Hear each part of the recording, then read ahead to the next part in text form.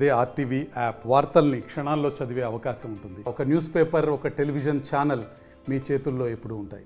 నిన్న జరిగిన జెడ్పీ సర్వసభ్య సమావేశానికి అధికారులు గైర్హాజరు కాకపోవడం పట్ల ఏదైతే ప్రజా సమస్యలను గాలి కుదిరేశారన్నటువంటి విమర్శలు ప్రధానంగా వినిపిస్తున్నాయి. ఏదైతే అత్యంత కీలకమైనటువంటి జెడ్పీ సమావేశానికి అటు టీడీపీకి సంబంధించినటువంటి ఎమ్మెల్యేలు కానీ అదేవిధంగా ఎమ్మెల్సీలు కానీ హాజరు కాకపోవడం పట్ల ప్రజా సమస్యలపై చిత్తశుద్ధి ఏర్పడదో అన్నటువంటి భావన అటు ఇక్కడ ఉన్నటువంటి స్థానికంగా ఉన్నటువంటి ప్రజల్లో వ్యక్తం అవుతున్న పరిస్థితి. ప్రధానంగా కడప నగరంలో అటు ఇరిగేషన్ శాఖకు సంబంధించి కావచ్చు, అదేవిధంగా ఇతర సమస్యలు అటు రైతాంగం కూడా తీవ్రమైనటువంటి ఇబ్బందులు పడుతున్న పరిస్థితి ప్రధానంగా కనిపిస్తుంది. ఏదైతే రైతాంగం ఇప్పటికే విద్యుత్ కనెక్షన్లకు కూడా కనీసం పోల్లు కానీ ఇవి సరఫరా చేయని పరిస్థితి. మరోవైపు రైతాంగం విద్యుత్ కనెక్షన్ల కోసం 1600 మంది డబ్బులు చెల్లించి కూడా విద్యుత్ కనెక్షన్ల కోసం ఎదురు చూసిన పరిస్థితి. అదేవిధంగా రైతాంగం ఏదైతే పూర్తి స్థాయిలో నష్టపోయినటువంటి పరిస్థితి, గిట్టుబాటు ధర లేని కారణంగా కూడా పంటలు కొనుగోలు చేయలేని పరిస్థితి. అంటే కొనుగోలు కేంద్రాలను ఏర్పాటు చేస్తామని చెప్పినటువంటి రాష్ట్ర ప్రభుత్వం ఇప్పటి వరకు ఆ దిశగా అడుగులు వేయటం లేదన్నటువంటి పరిస్థితి కూడా ప్రధానంగా కడప జిల్లా వ్యాప్తంగా కనిపిస్తుంది. ఈ నేపథ్యంలోనే ఇలా అనేక రకాల సమస్యలు ఏదైతే ప్రజా సమస్యలు కావచ్చు, అదేవిధంగా స్థానికంగా ఉన్నటువంటి సమస్యలను గలమెప్పి ఆ సమస్యలను పరిష్కరించే దిశగా అడుగులు వేయాల్సినటువంటి జెడ్పీటీ సర్వసభ్య సమావేశానికి అటు తెదేపా ఎమ్మెల్యేలు ఎమ్మెల్సీలు గైర్హాజరు కావడం వల్ల వాళ్ళు విమర్శలకు కూడా దారితీస్తున్న పరిస్థితి ప్రధానంగా కనిపిస్తుంది. అయితే మరోవైపు అటు జెడ్పీటీసీలంతా కూడా సభ్యులు అంతా హాజరైనా కూడా అధికారులు కూడా ఎవరు కూడా రాకపోవడంతో ఒక రకంగా రసాబసాగానే మారింది. ఏదైతే అధికారులు వస్తే కానీ సమావేశాన్ని నిర్వహించడానికి కూడా అంగీకరించని పరిస్థితి ప్రధానంగా కనిపించింది.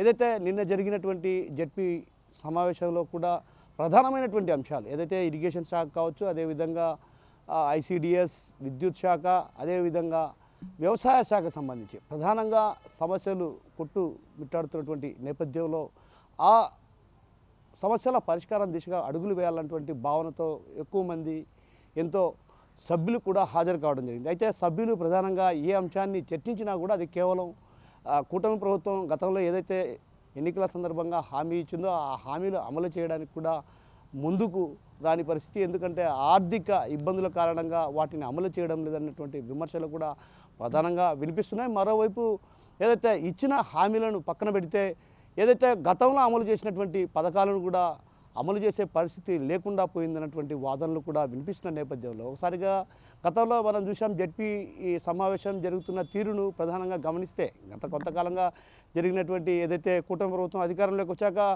2 సార్లు జెడ్పీ సమావేశం జరిగింది. ఈ జెడ్పీ సమావేశం అంతా కూడా రసాబసాగానే సాగింది. ఏదైతే విమర్శల పర్వం కొనసాగిందనే చెప్పాలి. అయితే ప్రధానంగా ఎక్కడే కానీ ఏదైతే జెడ్పీ సమావేశంలో ప్రధానంగా ప్రజా సమస్యలు, అదేవిధంగా రైతాంగం ఎదుర్కొంటున్న సమస్యలపై చర్చించి ఆ తర్వాత అసెంబ్లీలో ఏదైతే రైతాంగానికి సంబంధించి కావచ్చు, అదేవిధంగా ప్రజలకు సంబంధించినటువంటి సమస్యలను అక్కడ గలం విప్పుతారన్నటువంటి భావన కడప జిల్లాలో ప్రధానంగా వినిపిస్తున్న పరిస్థితి. అయితే ఆ దిశగా ఎక్కడ అడుగులు వేయటం లేదు. గతంలో జరిగినటువంటి 2 సమావేశాల్లో కూడా అదే పరిస్థితి కొనసాగింది. ఒకరిపై ఒకరు దుమ్మెత్తి పోసుకోవడం, ఒకరిపై విమర్శలు చేసుకోవడం, అదేవిధంగా ప్రధానంగా తమ నాయకుడు గొప్ప అని గొప్పతనాన్ని చాటుకునే ప్రయత్నాలే చేశారే కానీ ఎక్కడే కానీ ప్రజా సమస్యలు కావచ్చు, అదేవిధంగా రైతాంగ సమస్యలు పరిష్కరించే దిశగా అడుగులు వేయనిపిస్తాయి. అయితే నిన్న జరిగినటువంటి ఏదైతే జెడ్పీ సమావేశానికి ప్రధానంగా ఎమ్మెల్యేలు హాజరవుతారు. ఖచ్చితంగా రాబోయే రోజుల్లో మంచి రోజులు వస్తాయి. కూటమి ప్రభుత్వం అధికారంలోకి వచ్చింది.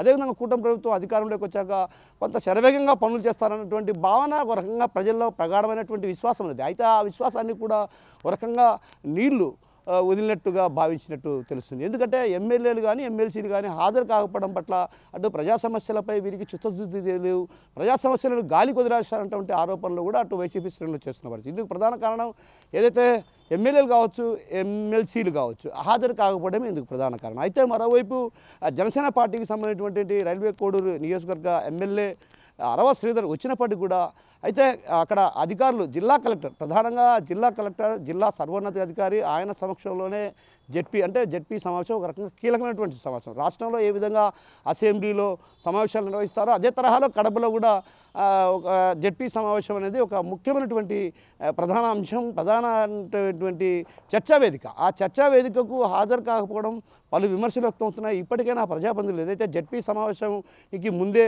10 రోజుల ముందే అటు అధికారులు కూడా వీరికి ఆహ్వానం అందుతుంది.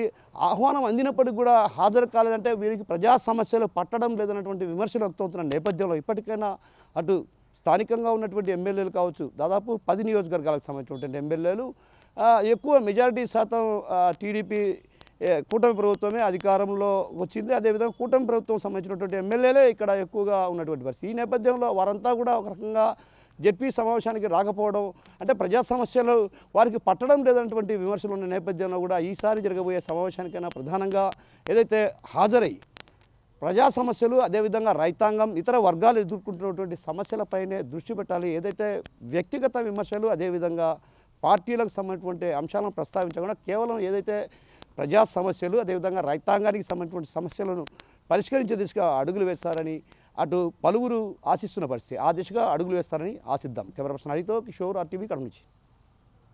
మరిన్ని వీడియోస్ కోసం ఛానల్ ని సబ్స్క్రైబ్ చేయండి. లేటెస్ట్ అప్డేట్స్ కోసం వాట్సాప్ ఛానల్ ని ఫాలో చేయండి. అండ్ లింక్ డిస్క్రిప్షన్ లో ఉంది.